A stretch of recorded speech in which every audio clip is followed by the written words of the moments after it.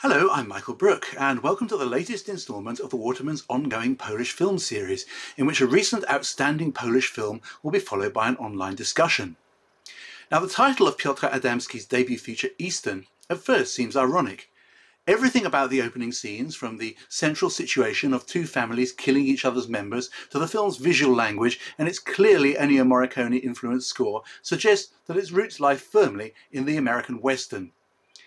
But in fact, Adamski's inspiration came from Albania, specifically the Kanun, the 15th century regulations governing blood feuds, in which normal laws governing things like murder are suspended provided that the rules of the Kanun are followed to the letter.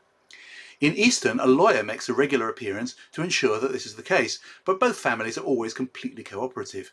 They know the rules, of course, because they've been instilled in them from birth, and although we're not told how far back the blood feud goes, it may well be centuries. Adamski started his creative career as a concept artist, and this is about as high concept as a narrative feature gets. Everything that happens is dictated by the need for the Nowaks and the Kowalskis not merely to avenge the last person's death, but to ensure that both the would-be killer and the intended victim alike behave the way that they're supposed to.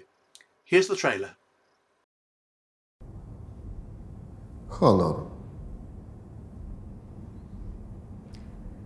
Możesz urazić honor człowieka, gdy nazwiesz go kłamcą w obecności innego człowieka, naplujesz na niego, zastraszysz go albo pobijesz, ogolisz mu głowę, zignorujesz jego słowo honoru, będziesz miał romans z jego żoną, pogardzisz jego bronią. Postawa.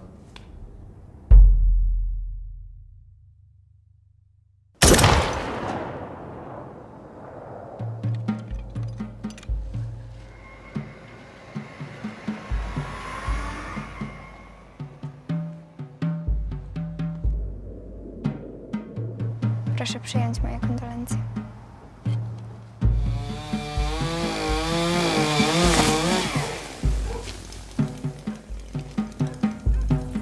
Masz jeden nabój.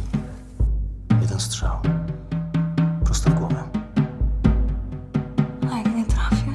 Trafisz.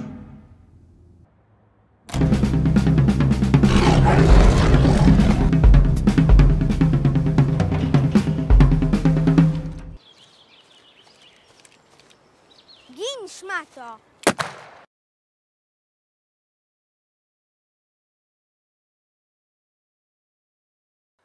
As you can see, this blood feud affects all family members, including Klara Kowalska, who's still a schoolgirl.